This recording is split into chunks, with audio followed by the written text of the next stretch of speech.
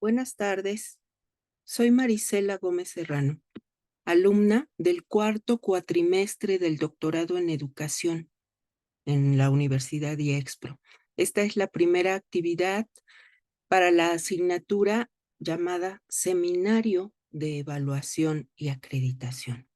Y bueno, como el nombre lo dice y al ser precisamente la primera intervención de mi parte, voy a hablar acerca de la evaluación. Voy a compartir mi pantalla con una presentación en la que, bueno, voy a referirme a la evaluación de manera general y al sistema educativo nacional. Y entonces tenemos que la evaluación, bueno, hay muchísimas definiciones de evaluación, algunas se centran en un significado, es decir, hay un significado compartido, pero también depende quién ha formulado dicha definición. No me voy a detener por cuestiones de tiempo en hablar de más de una, pero sí quise rescatar la definición de López, que él se refiere a la evaluación curricular, que es la que nos interesa en términos de educación, y la define como manejo de información cualitativa y cuantitativa para juzgar el grado de logros y deficiencias del plan curricular y tomar decisiones relativas a ajustes, reformulación o cambios. Es decir, la evaluación se puede implementar pues en todos los aspectos que tienen que ver con la educación, por supuesto, incluyendo los planes de estudio, los objetivos de una asignatura, el desempeño docente, el desempeño institucional, el de los directivos, el del personal administrativo, el desempeño de los estudiantes, por supuesto, un sinfín de aspectos que caben ahí, pero en todos ellos la evaluación debe permitir el aumento de la productividad, el aumento de la eficacia y demostrar la pertinencia del currículo. Las funciones de la evaluación. Bueno, tenemos que el artículo de referencia nos presenta cuatro. La primera, que es una función diagnóstica, porque nos permite visualizar qué hay, ¿no? Qué hay en un proceso de trabajo y sirve además de orientación o de guía para hacer acciones de mejoramiento, ¿no? De la calidad de la educación. Hay una función instructiva porque las personas que están siendo evaluadas, al recibir una retroalimentación, pueden transformar su práctica y entonces tanto pueden aprender estrategias para realizar mejor su trabajo o diseñar estrategias para realizar mejor su trabajo, como si son parte del personal que realizó la evaluación, pues aprenden a ver todos estos indicadores y a interpretarlos y a sacar conclusiones útiles. Otra función es la función educativa, porque a partir de los resultados de una evaluación, el personal puede saber cómo lo está haciendo, cómo lo ven los demás, porque cualquiera que lea la evaluación pues se va a formar una idea acerca del desempeño de esa persona, cómo lo perciben sus estudiantes, las autoridades de la institución, y a partir de ahí también pues se puede trazar una estrategia en la que va a retomar las cosas buenas, va a eliminar lo que estuvo mal o a mejorar en los rubros que sea necesario, ¿no? Y por último, tiene una función autoformadora, porque la evaluación ofrece lineamientos para esta reorientación que ya mencionaba yo, y permite que el docente aprenda a autoevaluarse. O sea, ya sabe qué criterios son o qué requisitos debe cubrir o qué se espera de él en su trabajo, y entonces él mismo se va autorregulando. Ajá, entonces, Y el error además comienza a verse no como algo negativo y que ahí quedó, sino como una oportunidad para superar lo que haya estado mal. Y bueno, hay una serie de normas para la evaluación, pero partiendo de estas dos ideas que están aquí, la evaluación es una actividad humana, es esencial y es inevitable. O sea, se tiene que hacer si queremos que algo permanezca, que algo progrese. Una evaluación solvente proporciona una comprensión más amplia y una mejora de la educación.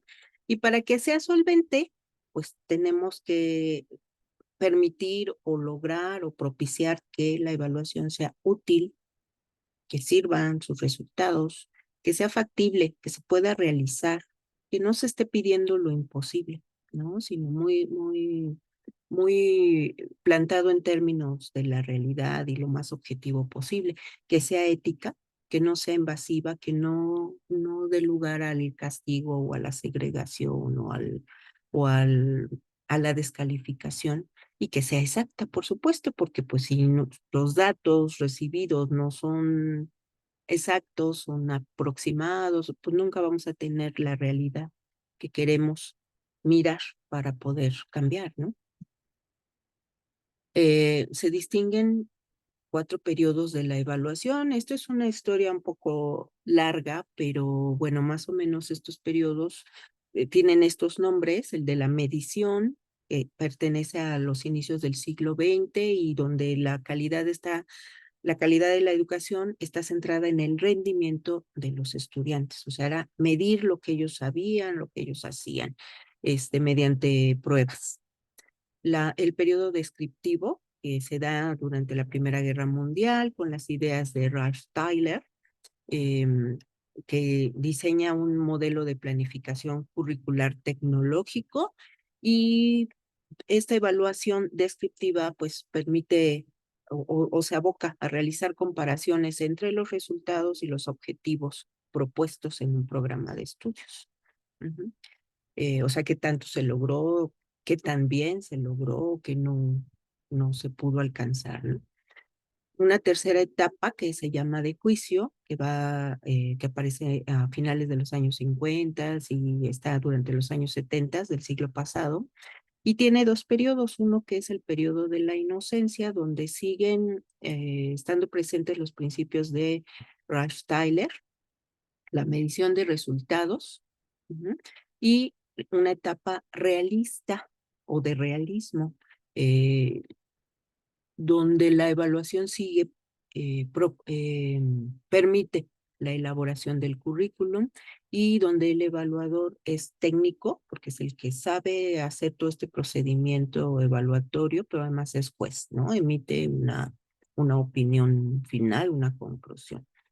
Y la etapa constructivista, que va desde los años 70 hasta el siglo XXI, ajá, y tiene, bueno, dos periodos, el profesionalismo, que es un periodo donde a la evaluación le sigue la investigación y el control, como muy parecido, siento yo, como con el proceso administrativo, ¿no? Estas fases finales del proceso administrativo. Y la otra etapa es la autoevaluación. Y ahí hay un proceso de metaevaluación, pues necesariamente, ¿no? Porque si no, no puede ser sobre sí mismo o la evaluación sobre sí mismo, porque no es solo la autoevaluación de la persona que hace o de lo que hay ahí el objeto de evaluar, sino también la posibilidad de evaluar las evaluaciones que se están haciendo, ¿no? O que se están diseñando. Y bueno, esto tiene que ver también con la acreditación de carreras profesionales, ¿sí? Para que tengan como un estándar de calidad, para que sean útiles al momento presente, ¿no? En que una carrera este, es convocada o es llevada a cabo o se considera necesaria en un momento social, en un momento histórico de una sociedad. Y bueno, eh, en la parte final vamos a tener el asunto de las reformas. Por un lado, hay una serie de reformas que se han dado en la historia de la evaluación y eso es lo que viene en este primer párrafo. Dice aquí que todos los periodos de evaluación han tenido sus propias reformas, dependiendo de las necesidades y características laborales y socioculturales del momento.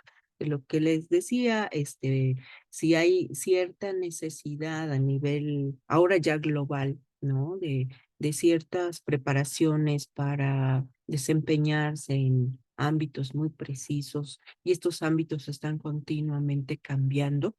Bueno, pues también las evaluaciones van a tener que irse adaptando para ver si se están logrando cubrir toda esta serie de necesidades. Eso es por un lado, pero por el otro tenemos que en México, además de haber compartido todo esto de la evaluación y de las reformas que a nivel mundial se han dado en la evaluación, bueno, pues en México ha habido además reformas al sistema educativo.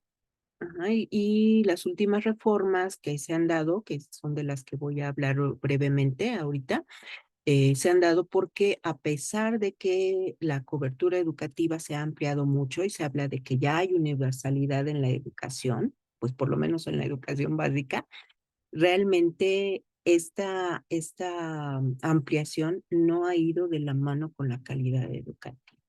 Y además es un problema que se viene arrastrando, como siempre, desde los primeros niveles. Sí, entonces, bueno, vamos primero con la reforma del 2013. Dice aquí que el 11 de septiembre de 2013 se aprobó la reforma educativa impulsada por Enrique Peña Nieto y se expide la ley del Instituto Nacional de Evaluación de la Educación y la ley del Servicio Profesional Docente. Bueno, estas siglas que están aquí son del Instituto Nacional de Evaluación de la Educación. Ujú. Y, perdón, y bueno, una de algunas de las características,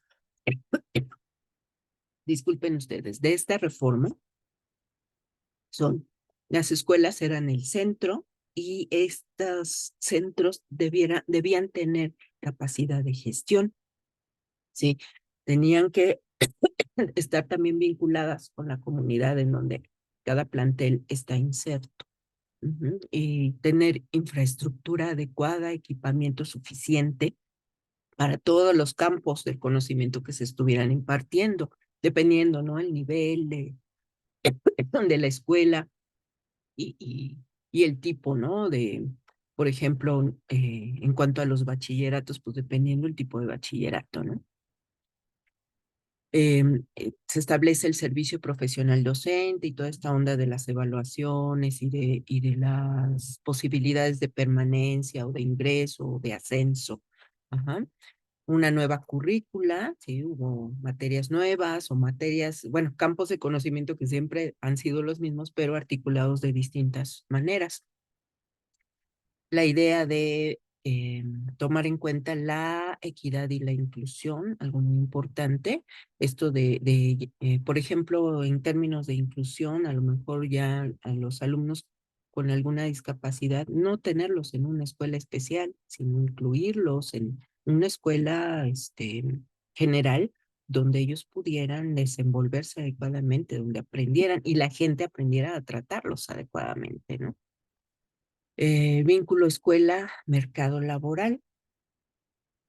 Pues sí, que lo que se enseñe pueda capitalizarse, ¿no? Que los alumnos estén preparados para el mundo allá afuera de la escuela.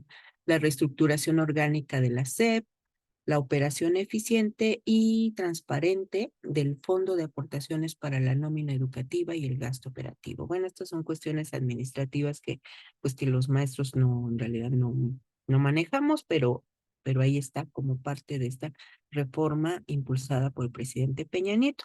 Ahora vamos a ver la siguiente, que es la que está en curso, que es esta reforma del 2018 y que, bueno, todavía no termina porque está planteada para el periodo 2018-2024 y pues todavía no hay una evaluación final, no se sabe si esto va a tener continuidad, ¿no? Va a depender de los cambios o no que haya en el país en el próximo año. Y bueno, algunas características son la iniciativa con proyecto de decreto por el que se reforman los artículos 3º, 31 y 73 de la Constitución Política de los Estados Unidos Mexicanos. El establecimiento de un servicio de carrera del magisterio, la eliminación del INEE y de su legislación secundaria, pues sí, pues ya no, al no existir, digo, el organismo fuente, pues todo lo demás se quita, ¿no? Se crea un Centro Nacional para la Revalorización del Magisterio y la Mejora Continua de la Educación. Y bueno, es obligación del Estado impartir y garantizar la educación superior y la promoción de valores. Aquí yo creo que pues falta todo, falta todo. Ujú. Y creo que ha habido una confusión entre la promoción de valores y el trabajo con lo emocional que propone la nueva escuela mexicana. Ujú. A mí en lo particular no termina de convencerme ese enfoque, ¿sí? Bueno, lo dejo así porque no me da tiempo de decir mi opinión. Y bueno, la principal crítica que ha tenido esta reforma es que omitió la educación inicial. Yo no sé por qué el artículo menciona que fue de manera involuntaria, pero en un documento oficial hay que tener cuidado y hay que revisar. Entonces, digo, no fue producto de una charla informal entre amigos o cómo. Ajá, y bueno, también omitió la autonomía de las universidades. Eso tampoco me parece muy adecuado porque puede ser un principio de otra cosa. Entonces, también se ha mencionado que llegó a acuerdos con la coordinadora y pues yo me preguntaría, y yo creo que no soy la única, aunque yo trabajo sobre todo para la Universidad Nacional Autónoma de México, pero a mí sí me parece preocupante esto y me parece que estaría ahí la posibilidad de regreso de la gente, si no es que ya está, porque en muchas cosas esta reforma trajo de regreso cosas que ya se habían superado gracias a la reforma de Peña Nieto y a la anterior con Felipe Calderón. Esa es mi opinión y la pregunta que dejo ahí en el aire. Eh, bueno, pues muchísimas gracias. Esta ha sido mi aportación y mi lectura de los dos documentos para esta primera actividad de la asignatura. Muchísimas gracias por su atención. Espero verlos pronto. Hasta luego.